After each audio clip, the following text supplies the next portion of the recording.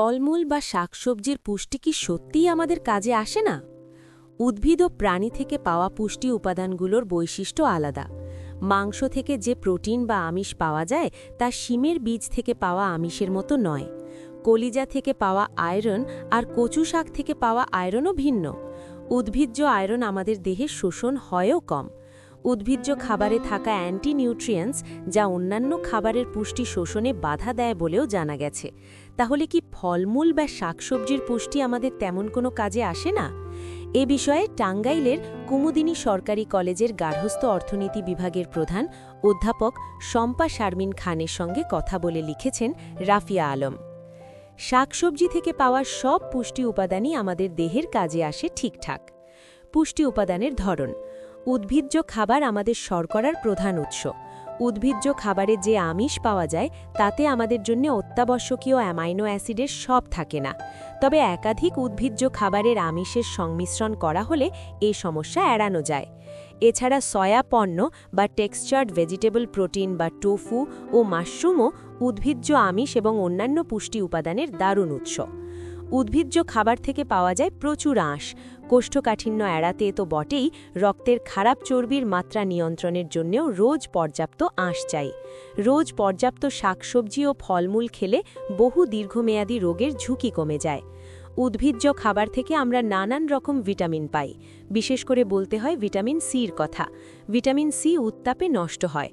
কাঁচা ফলমূল ছাড়া কোনো উদ্ভিজ্জ বা প্রাণীজ খাবার থেকেই আপনার ভিটামিন সি এর চাহিদা পূরণ হবে না। ভিটামিন সির ঘাটতি হলে দেহের রোগ প্রতিরোধ ক্ষমতা কমে যাবে, দেহের অভ্যন্তরে প্রদাহ হবে, বাড়বে দীর্ঘমেয়াদী বহু রোগের ঝুঁকিও। এমনকি ত্বকের কোলাজেন নামক আমিষ তৈরিই হবে না ভিটামিন সি না পেলে। ভিটামিন বি কমপ্লেক্সের মধ্যে কেবল ভিটামিন বি12 ছাড়া সবই পাবেন উদ্ভিজ্জ খাবারে। নানান রকম উদ্ভিজ্জ খাবার খেলে নানান রকম খনিজ উপাদানও পেয়ে যাবেন। কতটা কাজে আসে? উদ্ভিজ্জ খাবার থেকে একমাত্র আয়রন ছাড়া বাকি সব পুষ্টি উপাদানই সঠিকভাবে শোষণ হয় আমাদের দেহে। উদ্ভিজ্জ আয়রন ভালোভাবে শোষণের জন্য প্রয়োজন হয় ভিটামিন সি এর। তবে রান্না করা খাবার থেকে ভিটামিন সি পাবেন না। অর্থাৎ আপনি যদি টক ফলের আচার বা চাটনি খান, তা থেকে ভিটামিন সি মিলবে না। কাঁচা ফলমূল, সবজি বা পাতা থেকে বিভিন্ন ধরনের ভিটামিন বি পাবেন। এসব খাবার রান্না করা হলে আবার এতটা ভিটামিন বি পাবেন না, কারণ ভিটামিন বি পানিতে দ্রবণীয়। রান্নার প্রক্রিয়ায় পানি ফেলে দিলে কিংবা খাবার না ঢেকে রান্না করা হলে তা থেকে ভিটামিন বি হারিয়ে যায় অনেকটাই। তাই কাঁচা সালাদ খুব গুরুত্বপূর্ণ। আর উদ্ভিজ্জ খাবার থেকে পাওয়া অন্যান্য সব পুষ্টি উপাদানই আমাদের দেহের কাজে আসে ঠিকঠাক। সবুজ শাকসবজি কোলাজেনের ভালো উৎস। ভয় যখন অ্যান্টিনিউট্রিয়েন্ট।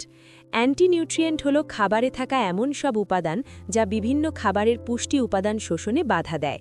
এটা ঠিক যে বিভিন্ন উদ্ভিজ্জ খাবারে এ ধরনের কিছু অ্যান্টিনিউট্রিয়েন্ট থাকে, তবে এসবের পরিমাণ খুবই কম। তাই কোনো একটি নির্দিষ্ট খাবার অনেক বেশি না খেলে অ্যান্টিনিউট্রিয়েন্টের নেতিবাচক প্রভাব সচরাচর আমাদের ওপর পড়ে না।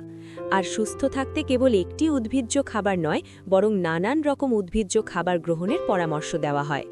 সারাদিনে বিভিন্ন উদ্ভিজ্জ খাবারের সংমিশ্রণ করা হলে কোনো একটির পরিমাণ খুব বেশি হয়ে যাওয়ার আশঙ্কা থাকে না। তাই অ্যান্টিনিউট্রিয়েন্টের ক্ষতিকর প্রভাব আরও কমে যায়। উদ্ভিজ্জ খাবার অপরিহার্য। মানুষের দাঁত ও পরিপাকতন্ত্রের সব অংশ এমনভাবে গঠিত যাতে মানুষ উদ্ভিজ্জ ও প্রাণীজ সব ধরনের খাবারই গ্রহণ করতে পারে। সুস্থতার জন্য উদ্ভিজ্জ খাবার আপনাকে খেতেই হবে।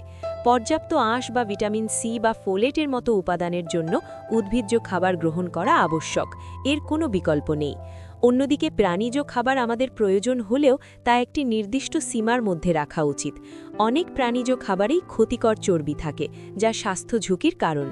এছাড়া অতিরিক্ত আমিষও ক্ষতিকর। মাংস বা কলিজা অতিরিক্ত খেলে ইউরিক অ্যাসিডের মাত্রা বাড়তে পারে। লাল মাংস এবং প্রক্রিয়াজাত মাংস বেশি খেলে বাড়তে পারে ক্যান্সারের ঝুঁকিও।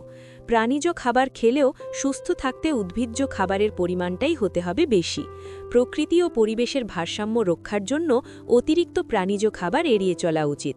কেউ চাইলে প্রাণীজ খাবারের বিকল্প খুঁজে নিতে পারেন সহজেই, যাতে পুষ্টিও মিলবে ঠিকঠাক।